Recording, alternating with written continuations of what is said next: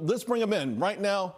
Rich Ross, technical analyst, Evercore ISI. Rich, my man. So these are the things we've dealt with, just some of them, right? Shutdown drama, maybe that's over by midnight. The Fed drama never gets over. Credit concerns, and of course the dreaded AI bubble. And yet through it all, we're making a pretty good move.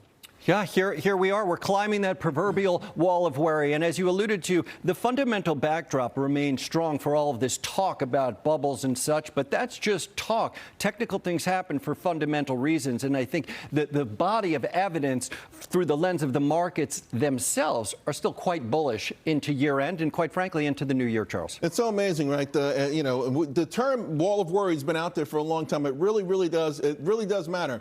Let's talk about the market cap, the ideas, mega cap, rather, ideas that you still like here.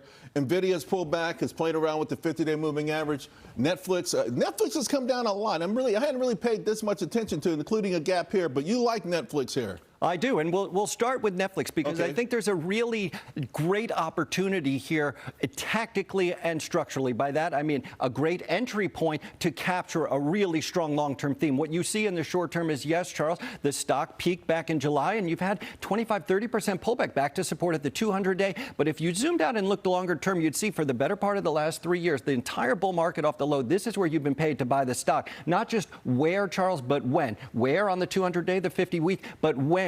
In each of the last 2 years, strong rallies have commenced. Begin November, and they run through January. Okay, and again, right off the 200-day there, right off the 200-day here. Exactly. And that's, again, NVIDIA is feeling really good about that. You know, I found it interesting yesterday for all the complaining about SoftBank selling. They sold that position in October to buy OpenAI. They sold all of their NVIDIA in 2019 and left 100, maybe 250 billion on the table. So don't use SoftBank, I don't think. It's talking about hate, people hating the market. You think there's too much private equity hate right now. I may be guilty of this, so let's talk about this. You say you see now where these may be buys. Yeah, so what we've seen, you've seen a little bit of strength. The markets are starting to push back into of the key blue chip stocks within that private credit, private equity sphere. And that strength is very important because this is sort of a symbol of the health of the system. But what's really assuaged any concerns that you might have over the financial system itself is the strength in the bank. So it's been more public over private this year. These behemoths have dominated in recent years, along with Blackstone and KKR. We know the names. This year, it's been more the public side. Morgan Stanley, Goldman Sachs. But so you said Ares and Apollo, though. These are buys here? Yes, you're making higher lows. You're still within the context of these longer-term bull trends. So, again, sort of a dark cloud over them in the short term. But the clouds are starting to part here, Charles. All right, let's talk about industrials really acting phenomenal. Caterpillar, I said this about 2 months ago. This has become a de facto AI play.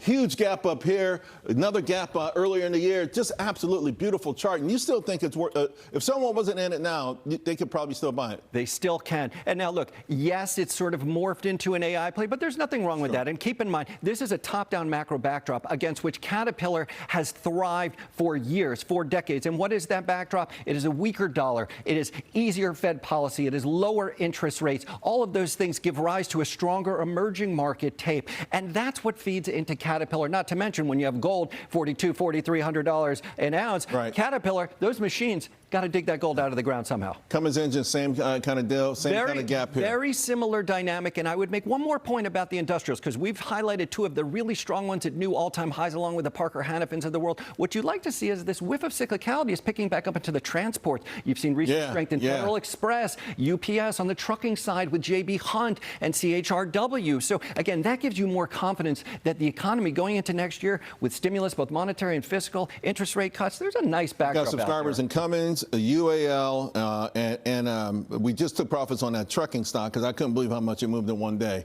Expediters. So instead of buying the dip, you say buy the crypt. I wish I thought of that. Bitcoin's got under a little bit of pressure. Although anyone who's been in it for a while, this is nothing. This is a walk in the park typically for Bitcoin holders. Yeah, and you know, look, for all the, again, this talk about momentum and bubbles, Bitcoin is maturing. And what we've seen throughout the course of Bitcoin over the last 2 years, it's gone through several multi-month malaise, as I call it, 3 to 4 months of sideways consolidation. And what does that do? It shakes out the weak hands, throws you off the scent of the momentum trade, and then boom. Nobody loves the year end more than the speculative asset like Bitcoin. The next leg up, though, you expect it to take out the high? I do expect it to take out the high and for the bull trend to resume in earnest. My man.